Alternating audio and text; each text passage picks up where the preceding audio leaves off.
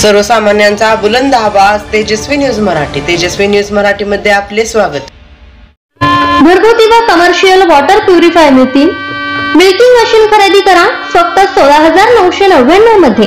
आम्ही देत आहोत 10 वर्ष सर्व्हिसची हमी. कडभा पुट्टी खरेदी करा आणि मिळवा 30% 40% पर्यंत डिस्काउंट. वॉशिंग मशीन खरेदी करा आणि मिळवा 20% 30% पर्यंत डिस्काउंट. फॅन, इस्त्री, मिक्सर, शेगडी, चहा केटल अशा इत्यादी यांच्यावर आकर्षक डिस्काउंट. आजच भेट द्या.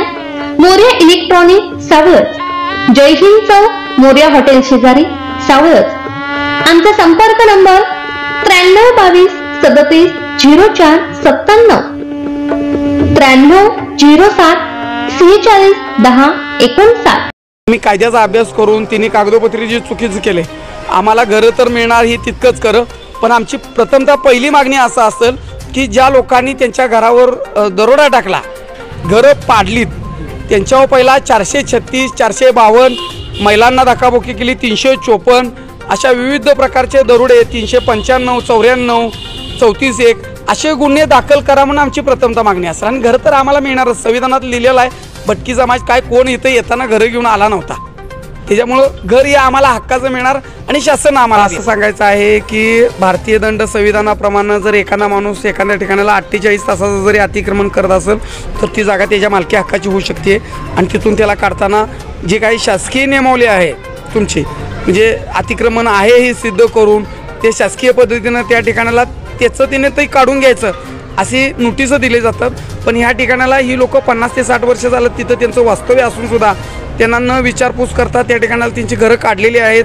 जबरदस्तीनं घरं काढताना त्यांचं प्रापंचिक साहित्य, सोनं असेल, नाणं असेल, पैसा अडका किंवा त्यांचं प्रापंचिक वास्तूचं या ठिकाणाला रेल्वे प्रशासन यंत्रणा, रेल्वे म्हणजे आमची इंग्लंडची प्रशासकीय यंत्रणा, आमच्या भारतात जी रेल्वे चालते ती इंग्लंडची आहे आणि अधिकारी इंग्लंडवरले अजून स्वातंत्र्य झाला पण इथनं ती लोक अजून गेलेली नाहीत. त्यामुळे तिने जी चाल केली ही चुकीची केलेली आहे. कारण ही करून सुद्धा त्यांना रस्त्यावर आणून आज ह्या रामानंद नगर मार्केटमध्ये त्यांना आमचे मित्र भैयासाहेब यांनी, युनुस भैया असतील किंवा संबंधित असतील, कांबळे साहेब असतील, संबंधित गावच्या मंडळीनं त्यांना आधार देऊन या ठिकाणी स्वतःचं अन्न पाणी देऊन त्यांना राहण्याची व्यवस्था केलेली आहे.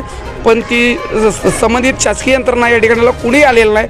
त्यामुळे त्या प्रशासकीय यंत्रणेचा आम्ही पहिला जाहीर निषेध करतो. तसंच येणाऱ्या काळात त्यांची राहण्या खाण्याची आणि जोपर्यंत आपण त्यांच्या हक्काचं घर त्यांना मिळवून देत नाही तोपर्यंत या सगळ्या गोष्टीची जबाबदारी प्रशासनाची असेल. आणि तसेच त्यांच्यावर जे जागा मिळवून देण्याचे अधिकार जे आहेत शासन नियमाप्रमाणे, एखाद्याला घर नसेल किंवा एखादा समाज भटकी असेल किंवा त्याला आधार नसेल तर शासनानं ती जागा उपलब्ध करून द्यायची आहे.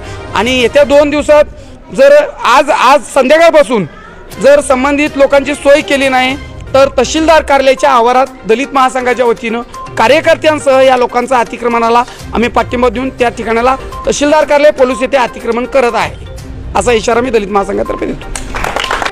देशभरातील नवनवीन बातम्या पाहण्यासाठी आत्ताच आपल्या तेजस्वी न्यूज चॅनलला लाईक करा, सबस्क्राईब करा, शेअर करा व पाहत रहा तेजस्वी न्यूज मराठी आणि रहा अपडेट.